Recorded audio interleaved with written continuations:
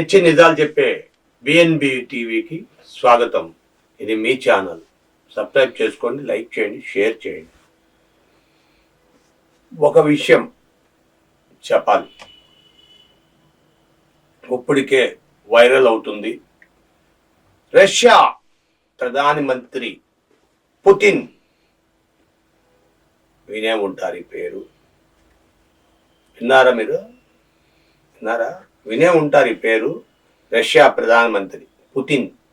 ఈయన పైన ఎన్నో ఆరోపణలు వచ్చినాయి. ఇప్పుడు 2024లో మళ్ళా రష్యా అధ్యక్షుడు ఎన్నోసారి తెలుసా? 9వసారి రష్యా, 8 సార్లు అయిపోయింది. 9వసారి రష్యా అధ్యక్షుడిగా గెలిచాడు. చాలా మంది ఆయనకి అడ్డం వచ్చిన వాళ్ళందరినీ సైలెంట్గా, వైలెన్స్ లేకుండా తప్పించే వ్యక్తి పుతిన్. ఆయన వల్ల చనిపోయాడు అని కూడా తెలియని వ్యక్తి తనంగా చేయటం పుతిన్ గారి లక్షణం. అయితే మామూలు వ్యక్తుల్ని కాదు, ఒక జర్నలిస్ట్ని, ఒకరేంటి 2 జర్నలిస్టుల్ని చంపేశారు.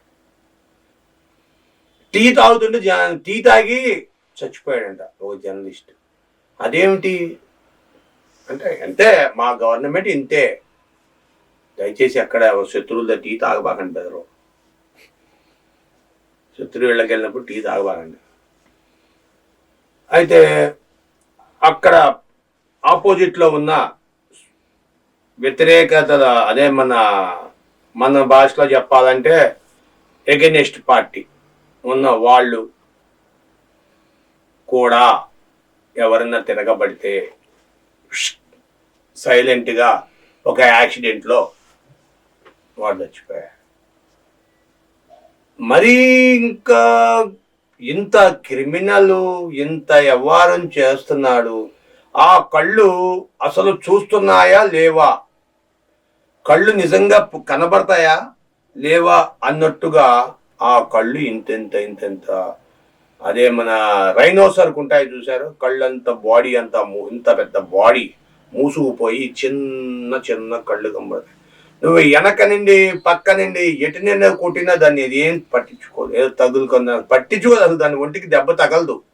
కానీ దాని కంటి ముందుకు వచ్చి ఒక రాయి కానీ ఒక కర్ర కానీ చూపించావంటే నువ్వు 10 సంవత్సరాల తర్వాత మళ్ళీ ఆ పార్కులో, ఆ జూకి వెళ్తే మళ్ళా నిన్ను ఎమ్మడిస్తుంది.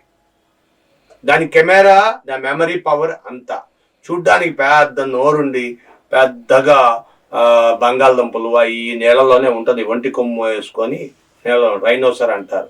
బుల్లెట్ ప్రూఫ్ జాకెట్ లాగా ఉంటుంది దాని శరీరం.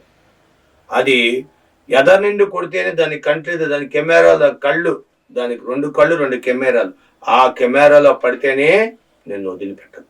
ఎంత జనంలో ఉన్నా నిన్ను గుర్తుపట్టేస్తుంది. నువ్వు వెనక నుండి కొట్టు, పక్క నుండి కొట్టు, అసలు పట్టించుకోవద్దు, దానికి తెలియదు. అయితే మన పుతిన్ కూడా అంతే. మొన్న ఉక్రెయిన్లో యుద్ధం జరిగింది. ఉక్రెయిన్ అంత పెద్ద యుద్ధం జరిగినా సరే ఇంకా పుతిన్ ఎటువంటి పరిస్థితుల్లో గెలవడు, రాడు అనుకున్నారు. కానీ మరి రష్యా ప్రజలు దరిదాపుగా 2.5 కోట్ల మంది ఆన్లైన్లో ఇస్తారండి ఓట్లు. ఆన్లైన్లో పోస్టల్గా రకరకాలుగా ఆన్లైన్లో ఎక్కడెక్కడ ఉద్యోగాలు చేస్తుంటారు, ప్రతి చోట జాబ్ చేస్తుంటారు. ఇవన్నీ కూడా వాళ్ళందరూ కూడా ఓట్లు వేసేసారు. ఒక 8 కోట్ల మంది ప్రజలు డైరెక్ట్గా వేశారు. ప్రతిపక్షం లేకుండా చేశారనుకోండి, మన జగన్ కోరుకున్నట్టుగా ప్రతిపక్షం ఉండకూడదు అన్నట్టుగా, ప్రతిపక్షానికి ఏదో తూతూ మంత్రం అన్నట్టుగా ప్రతిపక్షం ఉన్నది. కానీ పుతిన్ తనదైన శైలిలో వెళ్ళిపోతా ఉన్నారు. మరి ఏంటి? రష్యా ఉగ్రవాదాన్ని ప్రోత్సహిస్తుందా?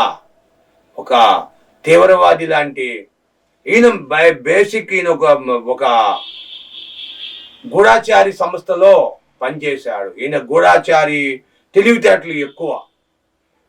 గూఢాచారి సంస్థలో పనిచేయడం వల్ల ఆ ప్రొఫెషన్ వల్ల ఇంకా అదే secret agency, that is called గూఢాచారి, సీక్రెట్ ఏజెన్సీ. మన జేమ్స్ బాండ్ సినిమాలు చూస్తాం కదా, అదే జేమ్స్ బాండ్. మనోడు పుతిన్ గారు ఆ డిపార్ట్మెంట్లో పనిచేసి వచ్చాడు. అక్కడి నుండి వచ్చి అనేక రకంగా రష్యా, సోవియట్ యూనియన్ అని కమ్యూనిస్టులు తిరగబడి అంతా అయిపోయింది. ఇప్పుడు కమ్యూనిస్టులు కనబడకపోయినా, రష్యా డిజాల్వ్ అయిపోయినా, ఈవేళ పుతిన్ అన్ని కోట్ల మంది ప్రజలు, యూత్ అయితే మరి చెప్పనవసరం లేదు, పరిగెత్తుకొని ఎందుకు వేశారు అనేది $1 మిలియన్ ప్రశ్న ఎవరికి అర్థం కావట్లా. ఈసారి అమెరికాను కూడా గజగజలాడిస్తుంచగల శక్తివంతుడు అయిన పుతిన్. మరి అంతా బాగానే ఉంది. మరి రష్యా భారత్తో మైత్రీ బంధం, స్నేహంగా ఉంటుంది వేళ. కానీ మేకవన్న పులి పుతిన్, మేకలా కనబడే పులిని నమ్మటానికి వీల్లేదు. మన జాగ్రత్తలో మనం ఉండాలి. అవునంటారా? కాదంటారా? కదా. అందుకనే ఎప్పుడు మళ్ళా యుద్ధానికి వస్తే ఆయన ఏమో తగ్గట్లా. ఆయన దగ్గర 70 సంవత్సరాల పైచిలుకు, చిన్న కుర్రోడేం కాదు పుతిన్ అంటే. 6 అడుగుల ఆజానుబాహుడు, 70 సంవత్సరాల వయసు ఉంటుంది. ఆ వయసులో కూడా మరి ఎంత పని చేస్తున్నాడంటే, మళ్ళీ 36 వరకు ఈయనే అంటున్నారు. ఇంకా 36, 2036, 2036 వరకు కూడా ఈయనే ప్రధాని అంటున్నారు. ఎక్కడ తగ్గట్లా. అన్ని దేశాలతోనూ లడాయి పెట్టుకుంటున్నారు. వీళ్ళ ప్రథమ వ్యాపారం పెట్రోల్, డీజిల్. మన భారతదేశానికి అన్నిటికీ క్రూడ్ ఆయిల్ పంపించి, అన్ని దేశాలకి క్రూడ్ ఆయిల్ సప్లై చేసి బాగా బలిచారు, డబ్బు సంపాదించారు. ఆఖరికి చైనాతో శత్రుత్వ దేశం ఉన్న చైనా కూడా డబ్బు ఈ ఆయిల్ పంపిస్తున్నారు, ఆయిల్ బిజినెస్ చేస్తున్నారు. ఈవేళ రష్యా మన ఇండియా మంచి జిగిని దోస్తు. ఇండియా ఆయిల్ సప్లై చేస్తుందంటే రష్యా సహాయంతోనే. ఒకప్పుడు గల్ఫ్ దేశాలు ఇవే చేసాయి, కానీ ఈవేళ గల్ఫ్ దేశాలు కాకుండా రష్యా ఆయిల్ బిజినెస్లో టాప్ మోస్ట్ అయిపోయింది. మీ విలువైన అభిప్రాయాల్ని కామెంట్ రూపంలో తెలియజేయండి. సబ్స్క్రైబ్ చేయండి, షేర్ చేయండి. 10 మందికి మీరు షేర్ చేయడం వల్ల మా ఛానల్ మీ ఛానల్గా 10 మంది చూస్తారు. మీరు ఒక్క లైక్ చేయండి, మాకు ఎంతో బలం మరిన్ని వీడియోలు చేయడానికి ఆస్కారం ఇస్తుంది. Thank you for watching our channel.